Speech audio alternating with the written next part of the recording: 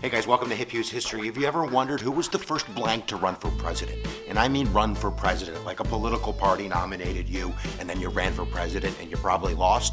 Well, let's see if we can find out right now. Do you know who was the first blank to run for president?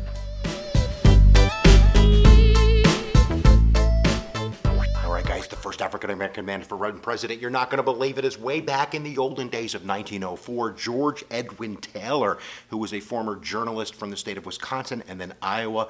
He became heavily involved in labor politics. He tried the Republicans first and then the Democrats. He was actually an alternative delegate at their nominating conventions in the 1890s, and then he said, I'm done with you political parties, and he became a populist. And even within the populist party, he felt that African-American views weren't being addressed, so he became a member of the newly formed party in 1903 of the National Negro Civil Liberty Party, who actually goes on and nominates not him, but Colonel William Thomas Scott. He should be the answer, but he's not, because he was arrested, and the executive committee then came to George Edwin Taylor and said, do you want to run? And he said, I want to run for president. He runs on a platform of universal suffrage, on federal protection of African Americans, pensions for ex-slaves. He believes the railroad company should be owned by the federal government in terms of equal opportunity for all. And then, of course, his name appears on no ballots and he gets no votes. But he made a run for it. George Edwin Taylor, 1904.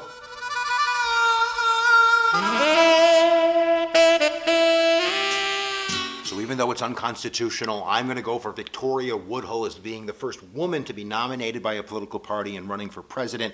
The reason why it would have been unconstitutional is she would have only been 34 on Inauguration Day. You're supposed to be 35. But she is nominated in May of 1872 by the Equal Rights Party at Apollo Hall in Harlem, and she does make a run for it. They also nominate as vice presidential candidate Frederick Douglass, an African American. Of course, he's not there and he doesn't know about it or approve of it. But it is the first technical run, and Victoria's story is a pretty awesome story. You can do your own research, but she's born to a family of gypsies. She gets married off of the age of 14. She marries a political radical in Colonel James Henry Blood, and then she goes on with her sister Tennessee to hook up with the Vanderbilt family, Cornelius Vanderbilt, using their investment money to open the first brokerage firm that's operated by women in American history. They used their funding to start what's called Woodhull and Claflin's Weekly, where they're publishing their ideas, very radical ideas, libertarian ideas at the end of the day, concepts like free love and free association, but they end up getting arrested days before the actual election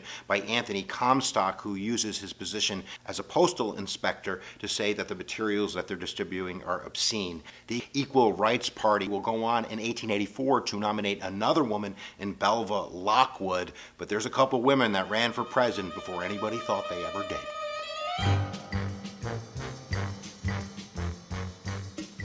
So who's the first African-American woman to run for president? It's not Shirley Chisholm. Some of you thought 1972, Democratic primary. I know you did, but the answer is Charlene Mitchell, who is an instrumental figure in freeing Angela Davis and is a member of the Communist Party USA. She was nominated and she won her nomination in 1968. They only appeared on about 4 states. She won about 1,000 votes. But if you're on Jeopardy and they ask who's the first African-American woman who ran for president, Charlene Mitchell.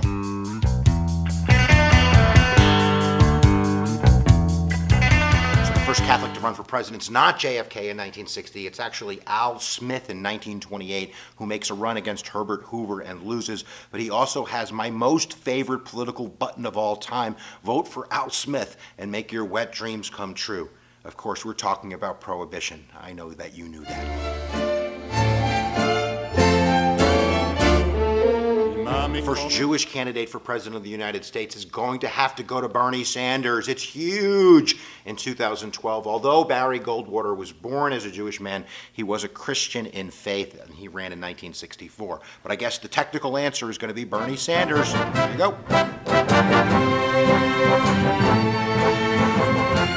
So we don't have a Native American who's ever run for president, but we do have one who ran for vice president. Not only did he run for vice president, but in 1928, Charles Curtis became the vice president in the Republican Party under Herbert Hoover. His mother was a full-blooded Native American of the Kaw Nation of Kansas. He was actually raised on the reservation. English was his second language. So I bet you didn't know that a Native American in 1929 was one heartbeat away from becoming president of the United States.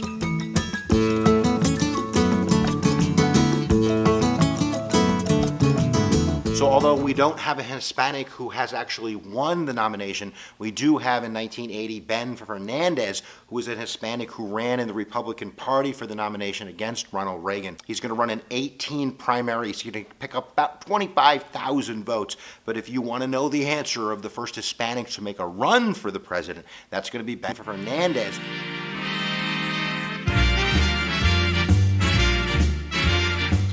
So while we've never had an openly gay man or woman get the nomination in a political party, we have had an openly gay man make a run for president, and that was in 2012 in the Republican Party. That would be Fred Karger. Fred Karger obviously is not going to win, but he is going to run in 6 states, and he's going to come in 4th in Puerto Rico. The first white man to run for president and win was George Washington. That was easy. So there you go, guys. Now you know who was the first blank to run for president. Make sure that you check out other videos. If you're not subscribed, I don't know what you're doing. You should go do that right now with over 400 videos. What are you waiting for? I say it at the end of every lecture because I mean it with all of my heart. Where attention goes, energy flows. We'll see you guys next time. You press my buttons.